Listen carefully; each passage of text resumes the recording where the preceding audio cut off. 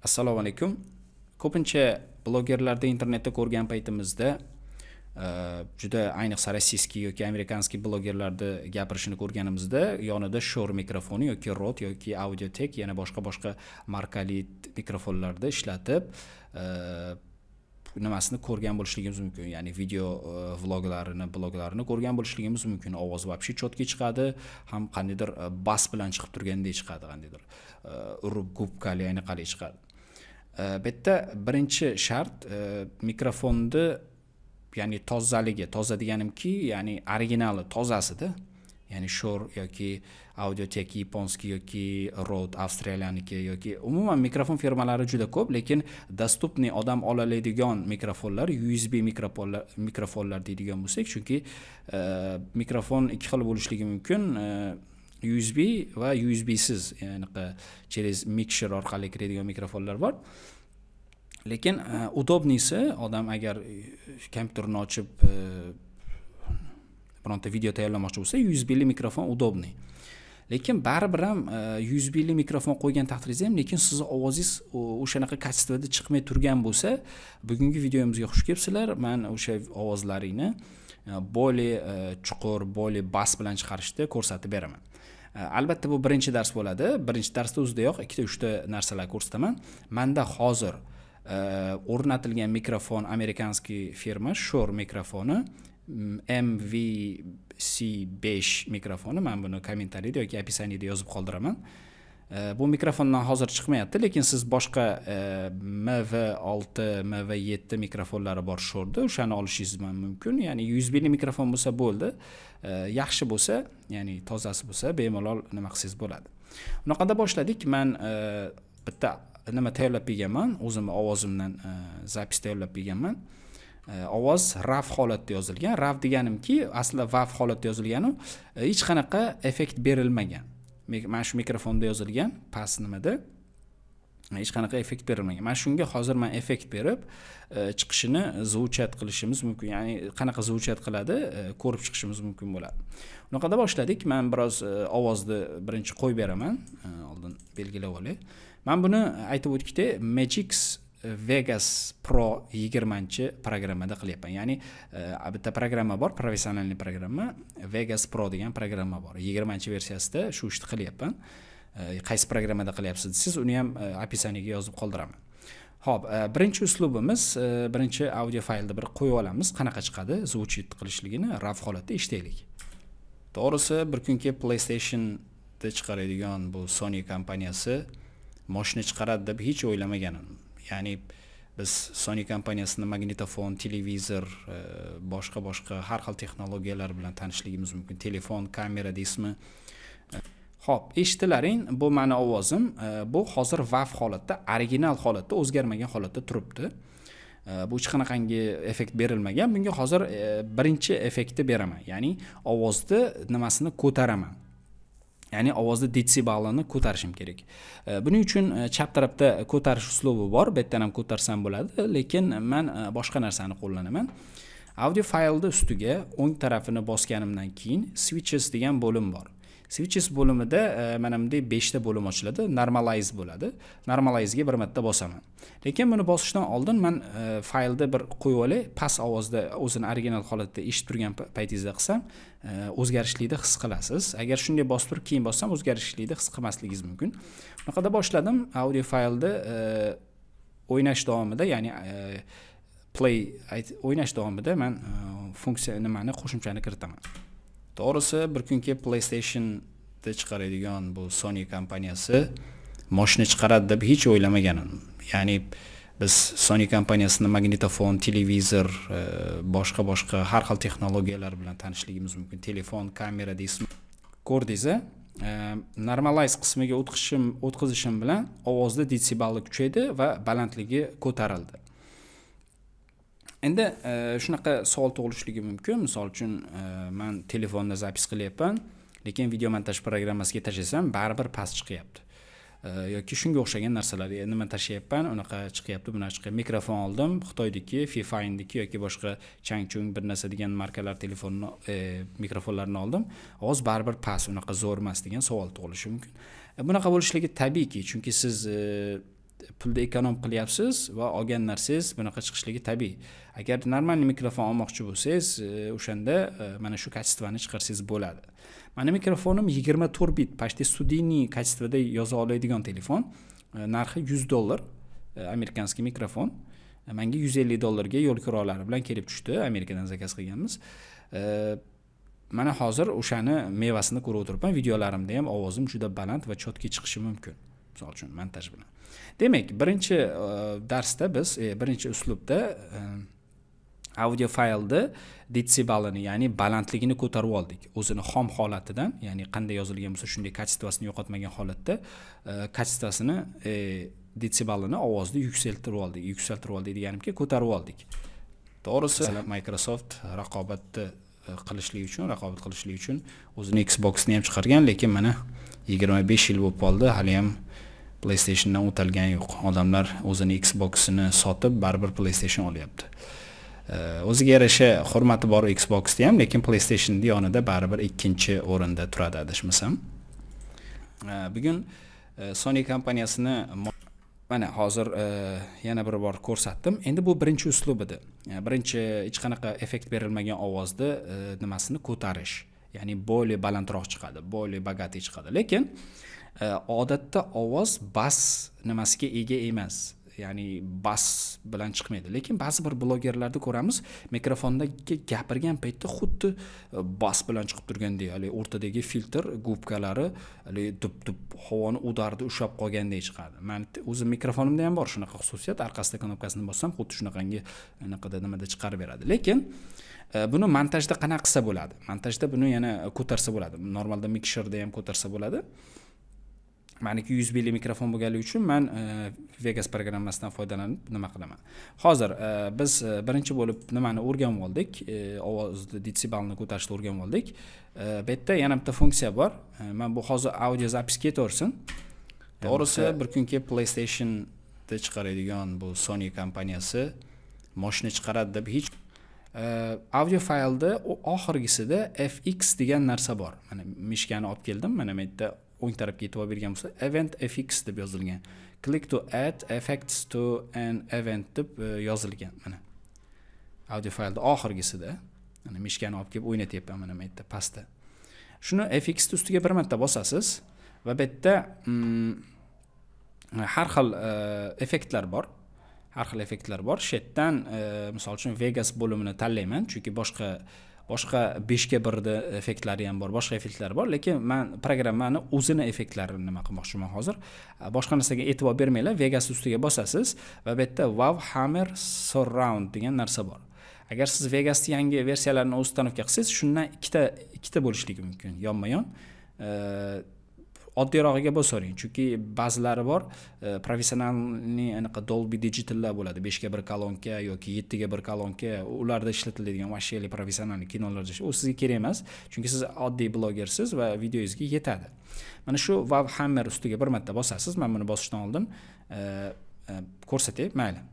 Bosamiz, mana tepada chiqdi. Ikkita bosdim men. Yoki bir marta ustiga bostirib, bu yerda add-da bossangiz qo'shiladi, mana tepaga qo'shganimiz ko'rinib turibdi. Keyin OK da bosamiz. OK da bosganimizdan keyin bizga mana bunday oyna ochiladi. Shu audio event fx ichidagi Wavhammer Surround ochildi. Bu yerda har xil nimalari bor, bo'limlari bor. Sizning o'rningizga hamma yoqda tayyor qilib qo'yishgan. Agar shu yerdagi nimalarga siz yoqtirmasangiz, ya'ni sizga yoqmasa, shu yerda kompaniyani o'zi effektlarni qo'ygan, holigingiz tanlab nima qilishingiz mumkin. Masalan, gitaraga oid bor, misol uchun gitara chalsangiz yoki barabanga oid bor, yana basga oid bor. Bu yerda voice bor, mana voice, ovoz. Biz nimamizga mos o'zi nastroyka qilib beradi. Hozir mana tanlab ko'ramiz. Masalan, men hozir X qilib o'chirib yuboraman. Audio faylimizni qo'yamiz. To'g'risi, bir kun kelib PlayStationda chiqaradigan bu Sony kompaniyasi mashina chiqaradi deb hech o'ylamagandim. Ya'ni biz Sony kompaniyasini magnitofon, televizor, boshqa har xil texnologiyalar bilan tanishligimiz mumkin. Telefon, kamera deysizmi, mikrofon, juda ko'p texnologiyaga oid bo'lgan narsalarda chiqaradi. Ayniqsa PlayStationda hammamiz bilamiz, PlayStationsiz bir yoshlikni o'zini eslashda iloji yo'q, chunki PlayStation почти butun dunyoga kirib borgan игровой konsol hisoblanadi, o'yin konsoli hisoblanadi. Bechora Microsoft raqobat qilishlik uchun o'zining Xbox'ni ham chiqargan, lekin hop, men o'zi aslida buni nimada qo'llanaman, ya'ni ishlatadigan narsalarimdan bittasi, ya'ni sekretlarimdan bitta narsani ko'rsatib o'rgatib o'tgan sizlarga. Voice tanladim, lekin aslida men medium kompressiya qilaman. Mediumda kompressiya qilaman. Bu yerda yana boshqa nimalar ham bor. Hop, endi bu yerda hozir shu yerda o'zidan bitta funksiyani tanlaymiz. Masalan, men voice emas, medium kompressiyani bosaylik.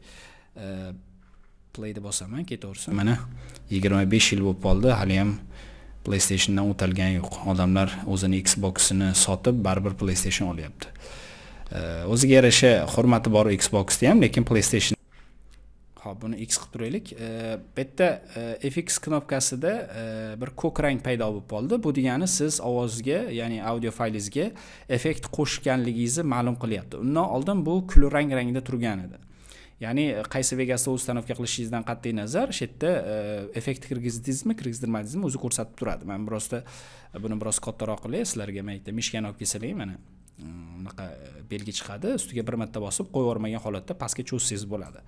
Yaxshiroq ko'rinishligi uchun nima qilyapman? Xo'p, hozir bitta effekt qo'shdik. Endi bizni odatda odamda ovozda bas bo'lmaydi почти. Xuddi professional mikrofonlarga gapirib turgan paytingizda vashshali $500, $270 mikrofonlarda filtrga urilib ovoz bas bilan chiqib turganga o'xshaydi. O'shani hozir mana shu yerda bunday qilamiz. Shu basni qanaqa qilib chiqarsak bo'ladi? Bizning mikrofonimizdek aytaylik, shu bas chiqmayapti, xuddi peshalka holatida chiqyapti. Chunki katta kolonkalarda pastda basi bo'ladi, tepada ovozga mo'ljallangan bo'ladi. Kattaligi nimadan bas bersa, havoni yutib haligi vakuum orqali, tepadan faqat voice, vokalniy ovozlar chiqadi.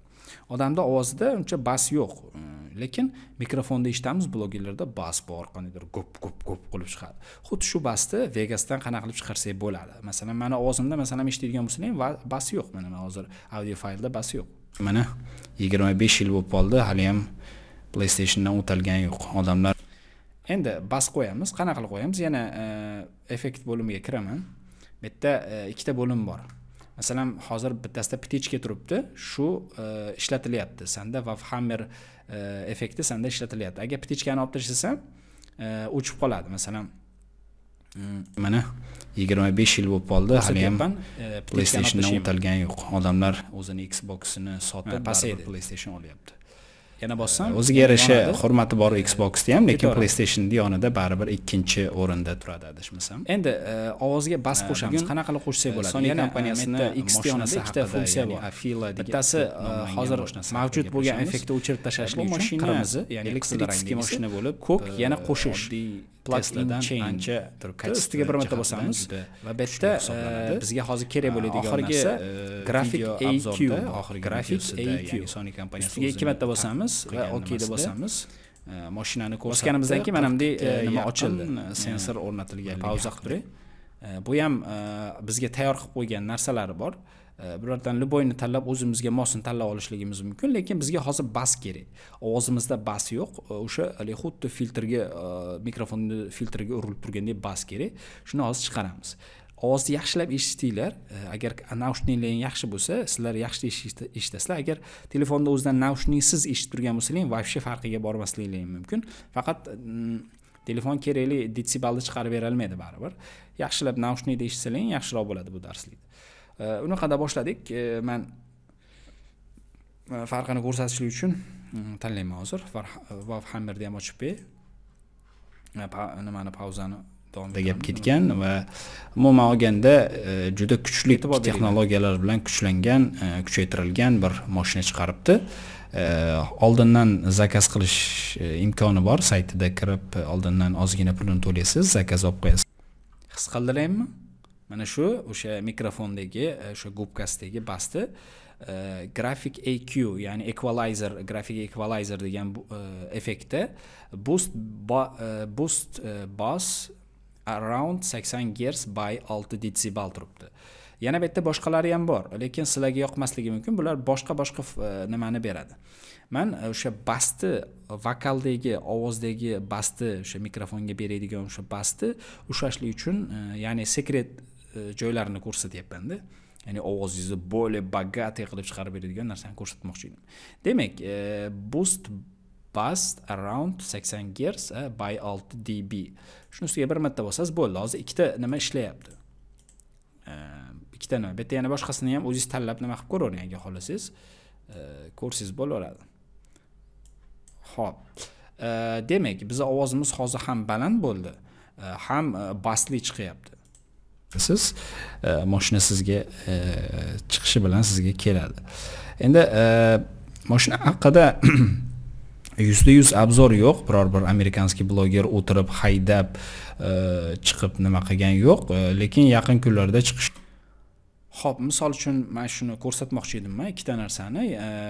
Aslida 3 ta narsa ko'rsatdim. Bu tarafda normal ham bor, switchesdan normal qilsangiz ham bo'ladi. Lekin maslahatim, normalda har doim ham qilmaysiz, slishkim past bo'lsa o'shanda ko'tarishingiz mumkin. Asosan men shundan ko'tarishimni o'zi menga hozir yetib ortadi. Ovozim более богатый chiqyapti, более. Tем более men вообще shunaqangi xonada o'tiribmanki, oddiy uyda xonasida o'tiribman. Atrofim devor bilan o'ralgan. Bu yerda aks sado ham bor. O'zi aslida gubkalar yo materiallarni, pardalarni osib o'tirsam, biroz aks sado yo'q bo'ladi. Lekin hozir unaqa sharoitim yo'q. Nima bo'lgan taqdirda ham hozir mana shu uyda yozilgan ovoz bilan mana shu ikkita nimani chiqardim. Agar sizni sharoitingiz bo'lsa, kattaroq xonada bo'lsangiz, aks sado qaytarmaydigan xonada bo'lsangiz, xonada bo'sh emas, ko'p shkaf, ko'p detallar bo'lsa, ovozingizni aks sadosi bo'lmaydi, chunki ovoz urilib ichkariga kirib yeyilib ketadi. Ya'ni bo'sh devor bo'lsa, aks sado qaytarishi mumkin. Tushunarli bo'ldi. Demak, bugun o'rgangan narsamiz Vegas programmasida ovozimizni более professionalniy va более bass bilan chiqadigan, xuddi qimmat mikrofonlarda chiqadigan kачествоni shu kачествоga erishishidi aniqrog'i. Bularni ko'rsatdim. Yana boshqa ovozga oid bo'lgan, yana montajga oid bo'lgan narsalar bor. Balkim kelajakda ularning ham videosini chiqarishligim mumkin. Agar video foydali bo'lgan bo'lsa, like bosishni unutmang, kommentariy yozib o'zingiz fikrlaringizni qoldiring. Keyingi videolarda ko'rishdan oldin oxirgida bitta bonus sifatida qaysi formatda audioni saqlanib qilsam bo'ladi degan savolga bir javob berib o'tib ketmoqchi edim. Chunki biz tayyorlagan videomizda audio faylni ovozini chiqarishni o'rgandik, lekin qanaqa holatda buni saqlanib qilish kerak? Bizda render bo'limiga kiramiz. Mana bu yerda render as turibdi, bosamiz yoki fayl qismidan render as ni topib nima qilsangiz bo'ladi. Renderda meni mikrofonim 48000 Hz gacha ko'tariladi. 24 bit 48000, bu yerda 16 bit. 16 bitni o'zi yetib ortadi. 24 bit 44000 Hz 24 bit meni mikrofonim, ya'ni shuna kачествоda studiyni chiqarib beriladi. Xo'p, 32 bitlar endi vashshi 4000-5000 dollarlik mikrofonlar yoki $1000 tepasida bo'lgan mikrofonlarda bo'lsa kerak. Xo'p, boshladik. Men qaysi video nimada saqlanib qilaman? Qaysi audio nimada saqlanib qilaman demoqchi edim. Ya'ni faylda, tayyor bo'lgan faylda nimada saqlanib qilaman. Bu yerda WAV bor. WAV hech qachon zjimat qilmaydi, kompressiya qilmaydi, ya'ni demoqchi bo'lganim ezmaydi.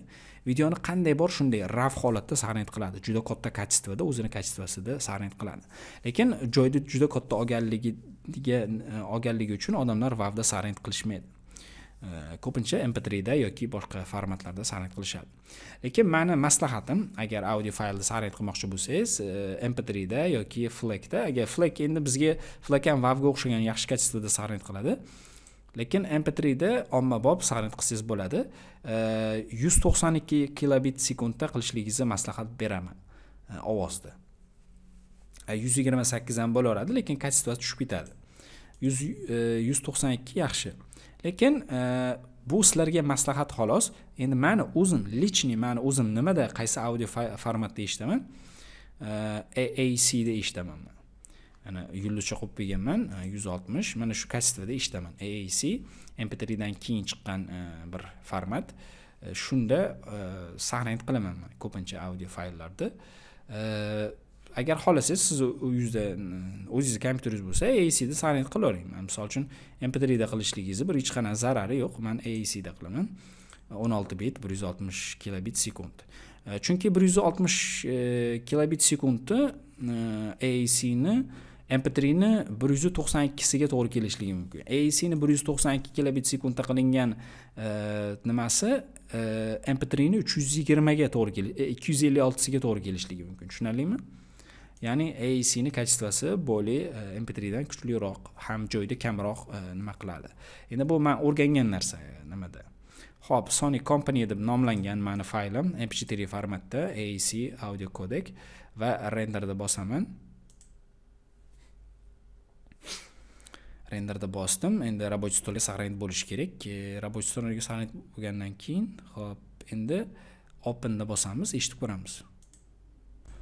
To'g'risi, bir kun kelib PlayStation da chiqaradigan bu Sony kompaniyasi mashina chiqaradi deb hech o'ylamagandim.